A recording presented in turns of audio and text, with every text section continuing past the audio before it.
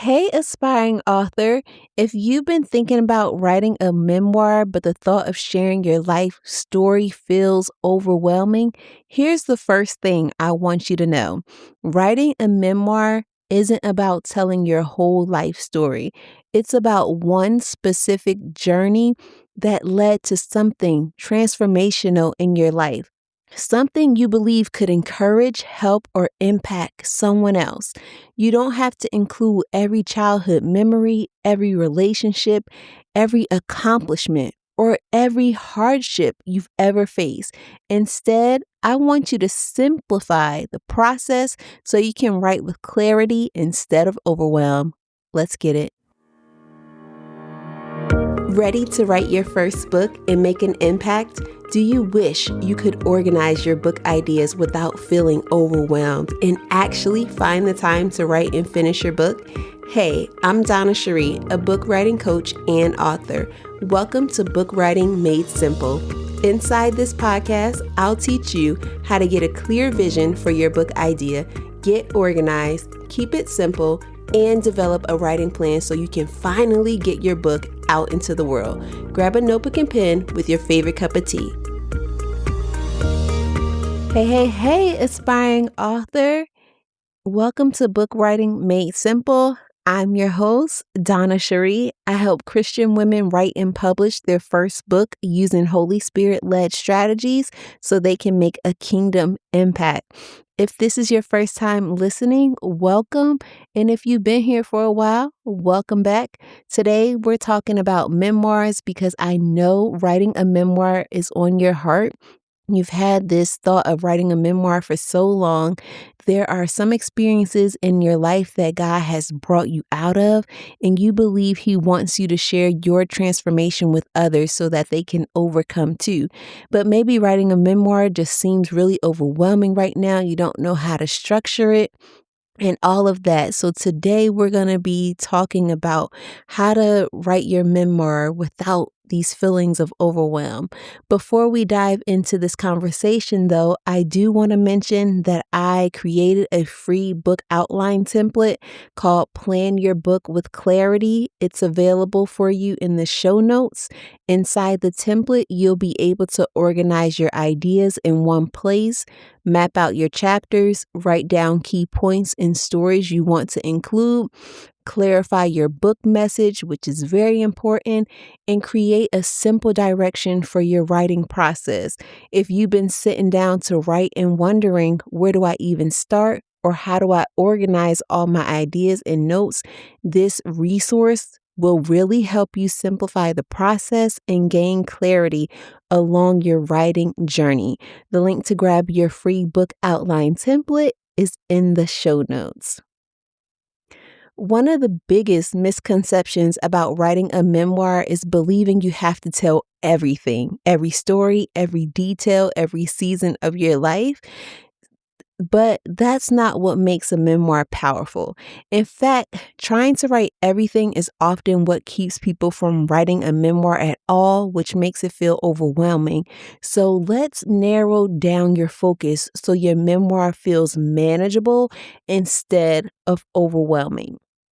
As a book writing coach, I've noticed that those who desire to write a memoir tend to struggle because they have so much that they want to say or so much that they want to share, maybe even overshare. They begin thinking about their childhood, high school years, college, marriage, hardships, life challenges, ministry, motherhood, career, all the things that have occurred in their lives. And before long, they're trying to fit 40 years of life into one book. No wonder it feels overwhelming. The good news is with a memoir, you don't have to tell everything.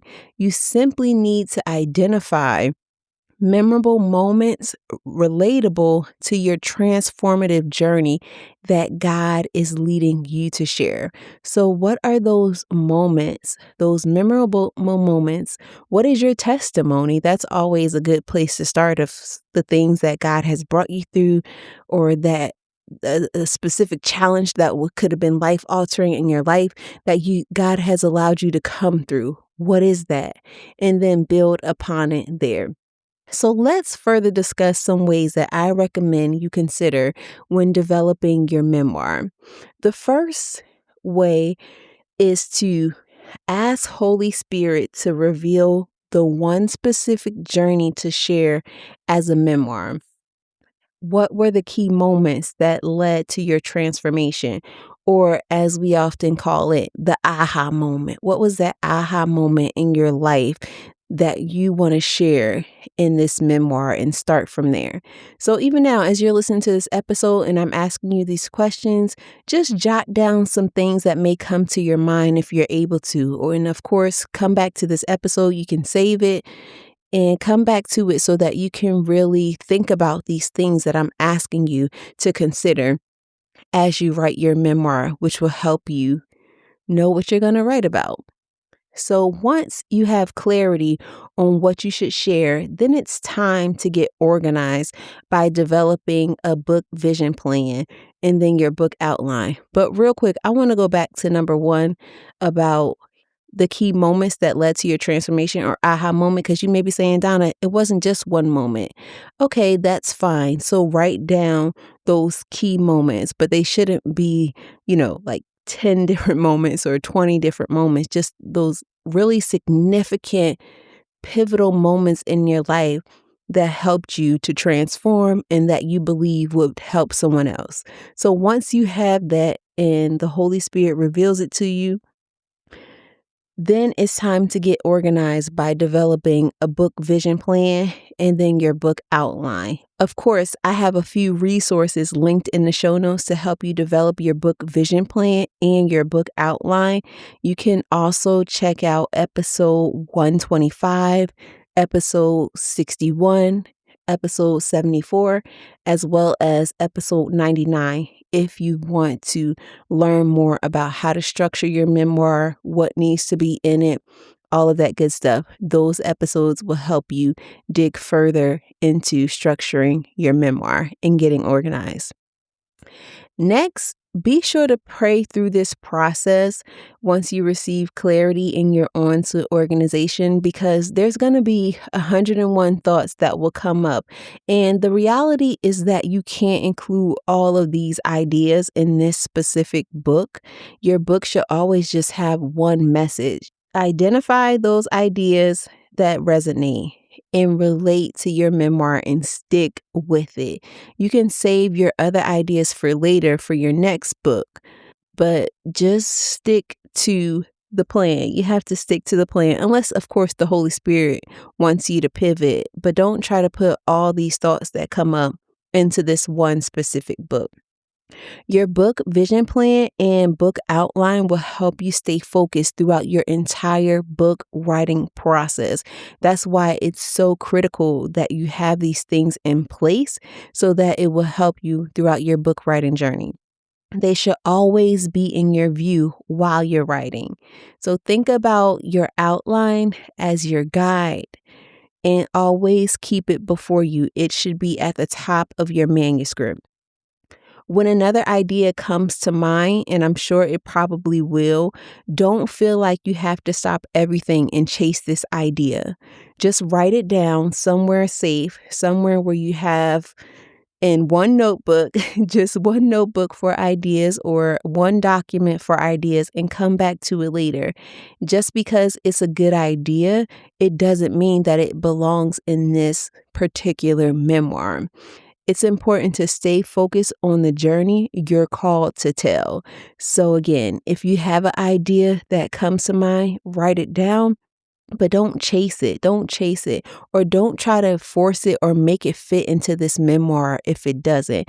Because as you're thinking about your memorable moments or your aha moments, there may be some ideas that come up or some additional thoughts, but it doesn't necessarily mean that it should be in this specific memoir. Okay, the next point is to keep writing. So once you have that clarity and once you have developed your book vision plan and your book outline, and you're praying through this process, it's important to keep writing. Don't stop once you have started writing your memoir. You will stay in a cycle of overwhelm if you keep starting and stopping with long breaks in between your writing journey. It's important to keep the momentum going and to stay in the writing flow until you have a completed manuscript. This will help to prevent writer's block too. So if you keep starting and stopping, you may feel like you're in writer's block because you may not have written in 3 months or 3 years. And that will take the momentum away of staying in the writing flow and actually completing your manuscript. Every time you return to your manuscript, you're getting closer to the finish line of having a book. And how exciting is that? But when you allow weeks or even months to go by without writing, it becomes so much harder to see the finish line in view, as well as reconnect with your book, with your story, with what you're writing. So it's very imperative that you keep writing, that you keep showing up, even if it's just for 30 minutes. Keep the writing flow going. Keep it going until you have a completed manuscript. And that will also help you stay away from feeling overwhelmed to write your memoir. The third way that helps to eliminate this overwhelm as you write your memoir is to get support. There's no shame in asking for help. You don't have to write your memoir alone or figure out the writing process on your own. There are so many ways, several ways that you can get support. And here, of course, that is you can join the Book Writing Made Simple community group on Facebook where you can ask questions and connect with other aspiring authors.